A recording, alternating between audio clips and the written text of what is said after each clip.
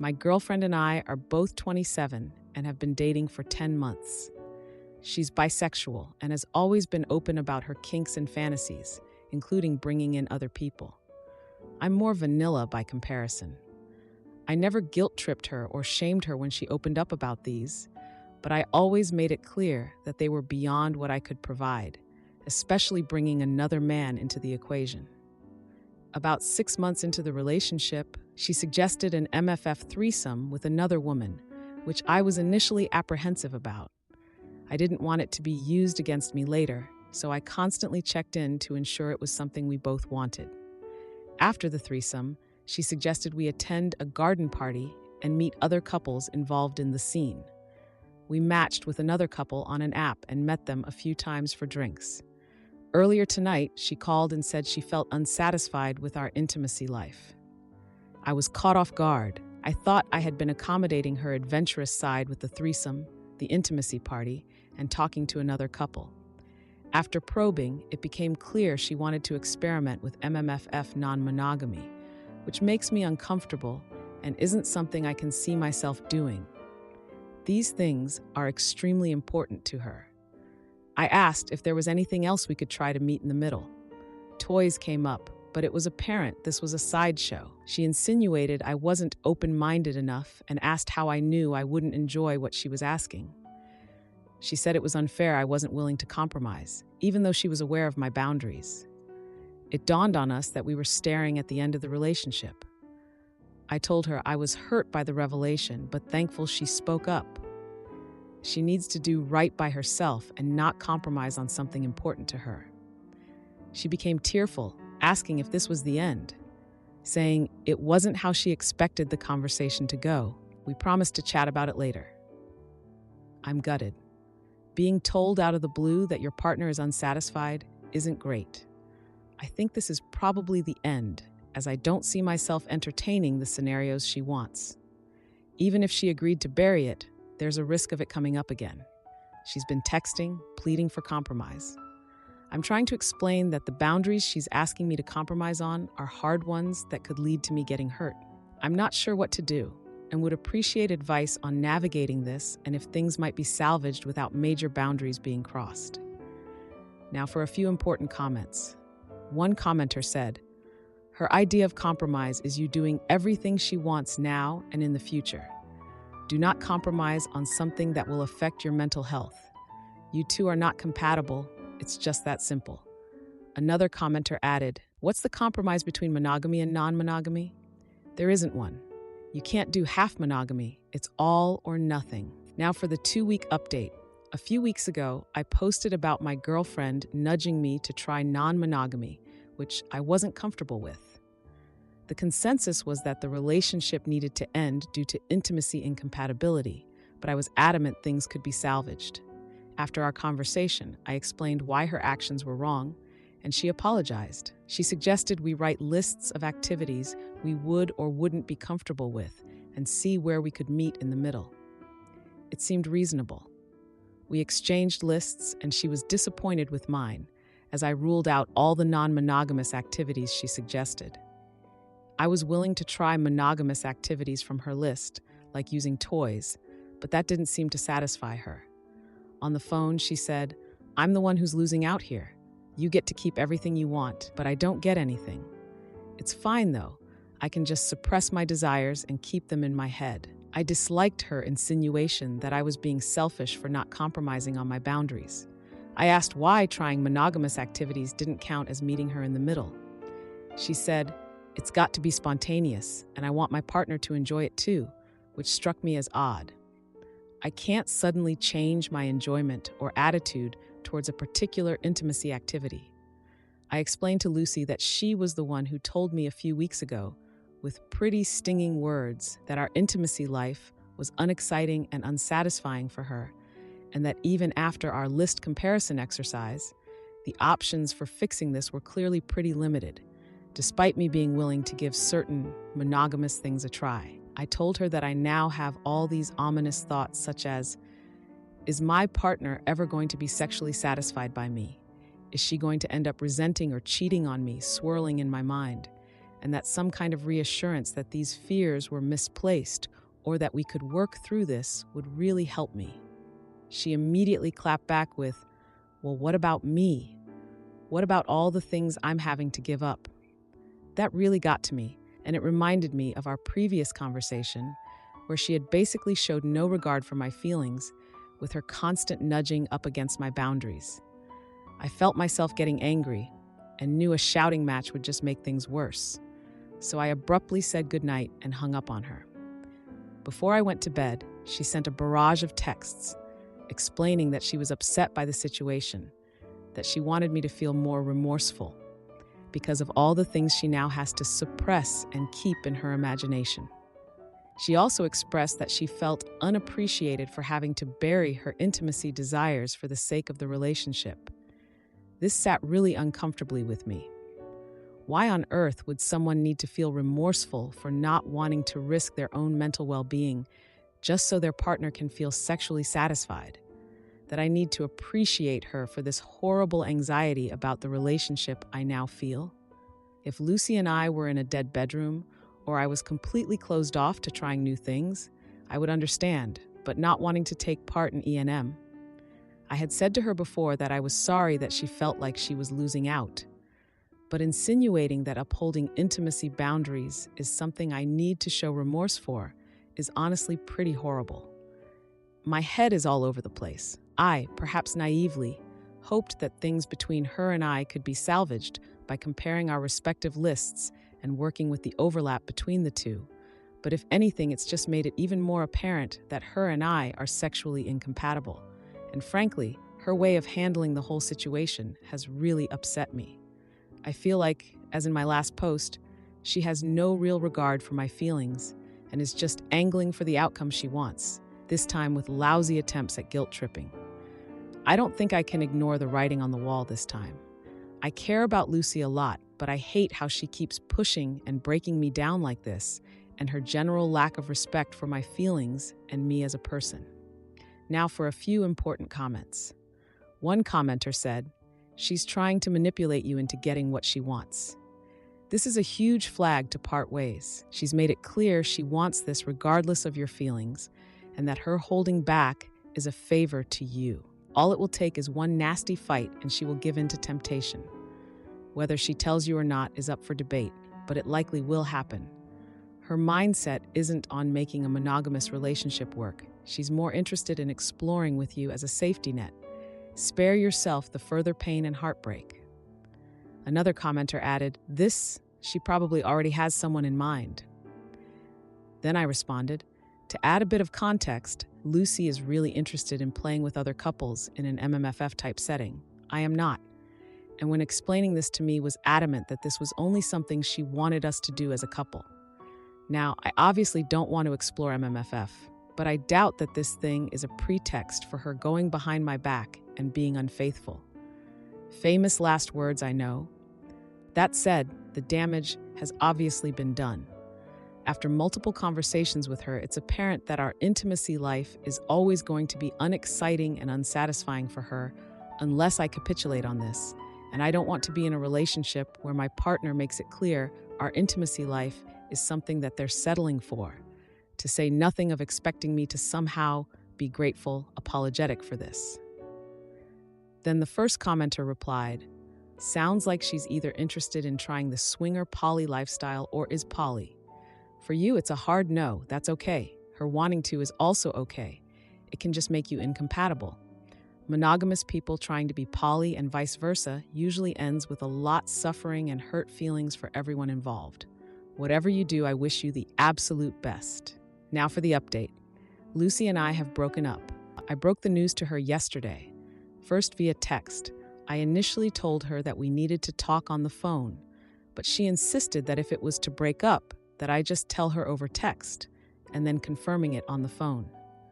She was super tearful and kept insisting that this was all a giant misunderstanding, that she was sorry for how she had behaved, and that she would never hurt me, that she is happy in our relationship. It was really hard hearing her so upset, but I stood my ground.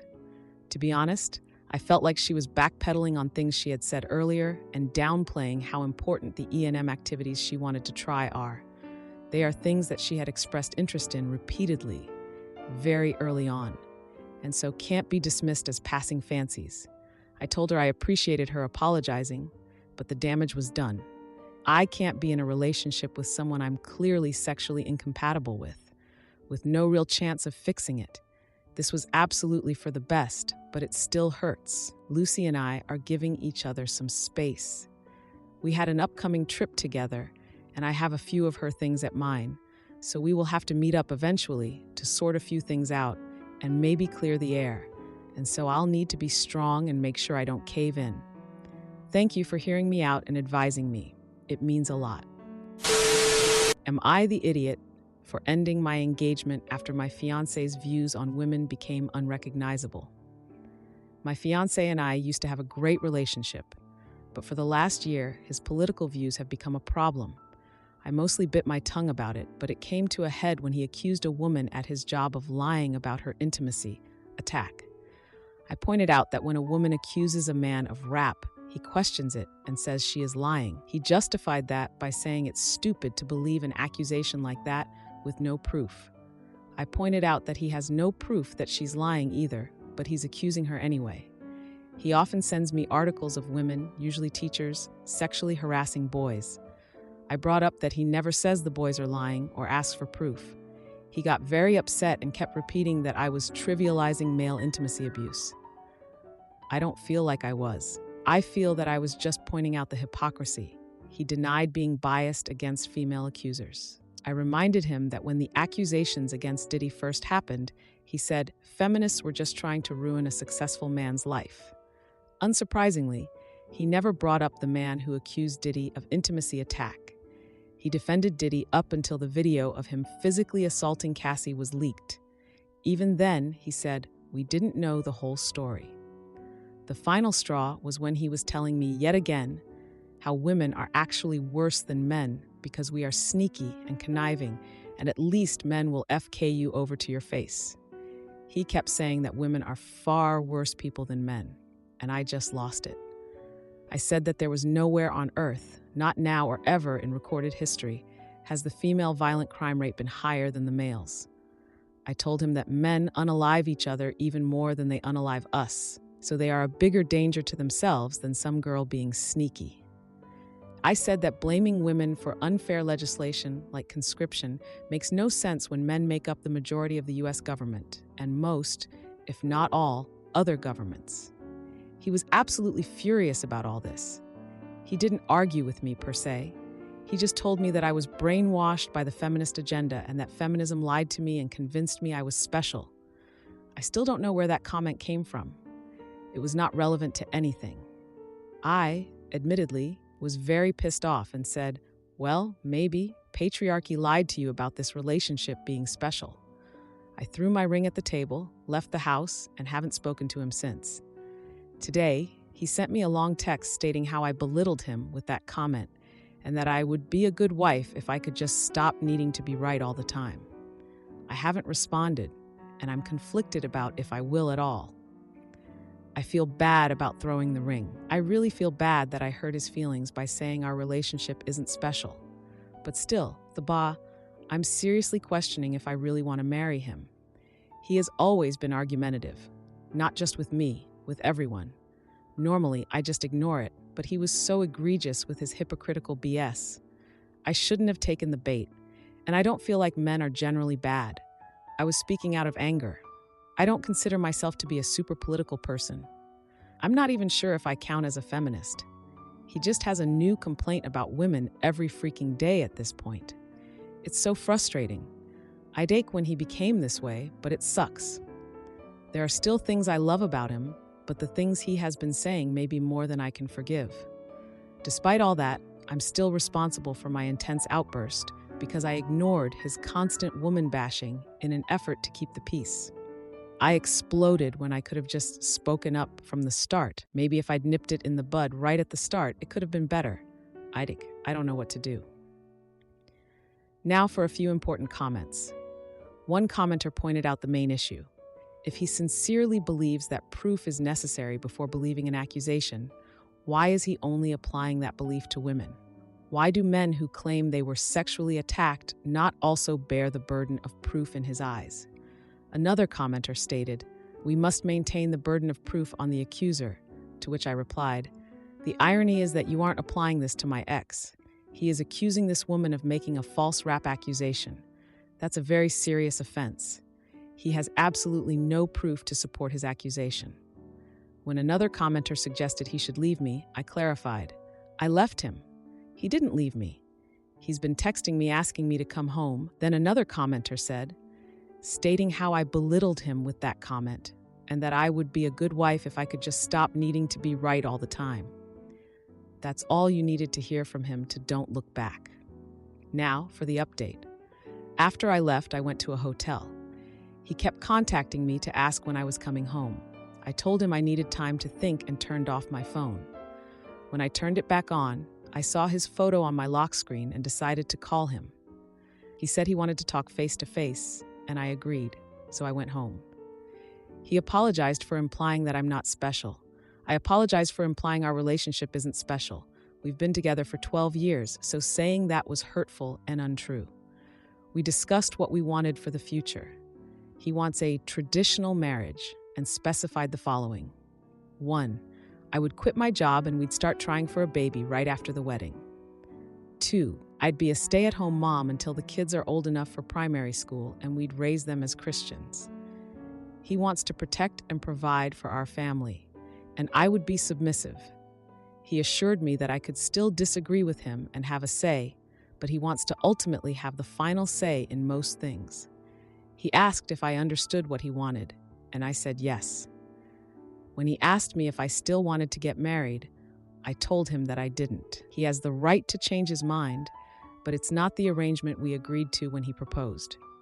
This post is long enough, so I won't detail how he got into this gender essentialism stuff or why I don't want the type of relationship he's asking for. Suffice to say, we are no longer compatible. He wants to do a trial run of his preferred setup, so I can see that it's for the best. I told him that we had a very successful trial run of not doing that for 10 years until he decided to switch things up a few years ago. He was unfazed by this. So about the lock screen, he has a small snaggletooth toward the back that he's always been shy about, so he never fully smiles in public. That photo is one of very few pictures where he is showing his real smile, and it's beautiful. Seeing that photo used to make me so happy. When I saw it this morning, I just felt sad. I know it sounds dramatic, but it feels like he died and was replaced by some kind of red-pilled pod person. When he asked me if I still loved him at all, I told him that I will always love him, but I'm not in love with him anymore. I get that many people had strong feelings about the things he said, and he definitely crossed the line several times, but this is still so hard for me to do. He's the only man I've ever been with and my best friend. I'm relieved that it's over, but still sad about how it ended. I accept that he's a different person now, but it's hard not to think of what could have been. Now for a few important comments. One commenter said, "You put it perfectly right here. He asked if I understood what he wanted, and I said yes. When he asked me if I still wanted to get married, I told him that I didn't. He has the right to change his mind, but it's not the arrangement we agreed to when he proposed. You made an informed decision." Another commenter added, "I'm very proud of you. It's hard to make that change. And you were so honest about how this isn't going to work for you. And yes, he changed things. You had 10 good years and 2 bad ones. Those bad ones outweigh the good. You're going to thrive." Now moving on to a new post. To make a long story short, I was with a guy who became an extreme MRA. I posted about him and mentioned that I don't think I'm a feminist. I got a bunch of comments from people saying I am actually a feminist, but I don't know if they are correct. I also kept getting accused by men of being brainwashed by feminists. I told them that I wasn't raised around feminism and I don't know any feminists at all. After my ex got into MRA stuff, I spent a lot of time learning, researching, and talking with them. I know way more about men's rights than women's rights. I don't disagree with everything the MRAs said, but some stuff was kinda, Stupid. If I ever disagreed with them, they just said I was brainwashed by feminism. I'm thinking maybe I have been accidentally feminist this whole time. I want to learn more about feminism to know if I really do agree with it, but it's so difficult to know where to start. It feels like everyone in my age group is further ahead on this than what I can catch up to. What are some good ways, books, videos, essays, etc., to get started and learn more about women's rights? Am I the idiot for letting my IBS flare-up become the centerpiece of my proposal story? My fiancé Peter had arranged a candlelight dinner in a hotel room with flowers, rose petals, and music. There was my favorite dinner and dessert. Peter was in a tuxedo and I was wearing a dress. The evening was amazing. While I was eating, my IBS started acting up and I ran to the bathroom. It was mortifying, but I was comfortable enough with Peter to let him come in. I apologized for ruining our evening while on the toilet, and he said it was okay. I felt like he wanted to ask me to marry him the whole evening. I told him I love him, and he said he loves me too. I mentioned that I'm sure he'll take care of me in sickness and in health. That comment made Peter smile, and he got down on one knee. I didn't care about the situation. I was so happy to say yes. I felt he wouldn't have asked that evening if I hadn't mentioned the health comment. I told my best friend Kate and another friend Bailey. I told them the truth. Kate said it was weird, creepy, and an inconsiderate move on his part. I explained that he likely would have put it off if I hadn't made the health comment. Kate said I was desperate and should have some respect for myself. Bailey said if I thought Peter would ask another time, then I should have let him ask another time. Before talking to them, I thought I had the sweetest proposal story. Now I feel like someone who caused my amazing fiancé to have a terrible story. Am I in the wrong? Now for an update and further context. The proposal happened on Saturday, and I had been holding off telling my parents and Peter's parents. Both sets of parents live in a different state. Tonight, we told my parents first via video chat. My parents are Bob and Susan. My mom is a massive fan of romance, and I knew she would ask about the proposal. Peter and I told my parents the whole proposal story. My mom was over the moon. She said proposing like that is better than any idea she had. My dad said it just proves the love Peter has for me. My mom asked if she could tell others, and I said sure. I had asked my mom to be my maid of honor. After getting engaged, my pick for maid of honor was either going to be Kate or my mom. I didn't pick my mom to spite Kate. I'm not punishing Kate. Kate's initial reaction to the proposal story would just make her being the maid of honor awkward. Plus, my mom is so happy with our union, and she would love to plan a wedding. Then we told Peter's parents via video chat. His parents are Chuck and Linda. His parents really appreciated the comedy. Chuck thanked us for giving them the gift of telling that amazing story, if we're comfortable with that. I told him we're confused. Linda said she's so happy for us. Peter told his father that he wants him to be the best man. Lastly, we told Peter's sister Juliana via video chat as she lives in another state. She had her father's sense of humor. I hope Kate and Bailey will be bridesmaids. Yes, Kate and Bailey are single. I have been best friends with Kate since the 9th grade, so this little disagreement wouldn't ruin our friendship. Now for a further update. Kate and Bailey both agreed to be bridesmaids when I asked via message. Kate apologized via message, and she also sent me a video of her apologizing. Kate said she appreciates that I'm still letting her be a key part of the wedding. She said that after several days of thinking about the proposal, she realizes how loving it was. She said if she had IBS, she would appreciate a guy who treats her like how Peter treats me. Bailey apologized via message. Her apology was brief, and she admitted in it that Kate told her to apologize. Now for another update. Thank you to all the amazing people who gave me support on my original post. After Kate's apology message and apology video, I messaged back that I forgave her with a link to my original post. She said she really wanted to talk face to face. We went to the gym today, even though I was feeling like I was going to get an IBS flare-up. We talked while we worked out. Kate said that she was upset when she heard my proposal story, and that she didn't understand why she was so upset at the time. She confessed that when she had processed her feelings, she realized it was intense jealousy. Kate revealed to me, for the first time, that she was diagnosed with IBS a few months ago. She said hers is not as severe as mine. She said this has been a scary time for her, especially since she has watched me suffer so much from it all these years. Kate said she would want that proposal for herself. She said she wishes she could be that comfortable with a man. She said the comments on my original post made her feel hopeful.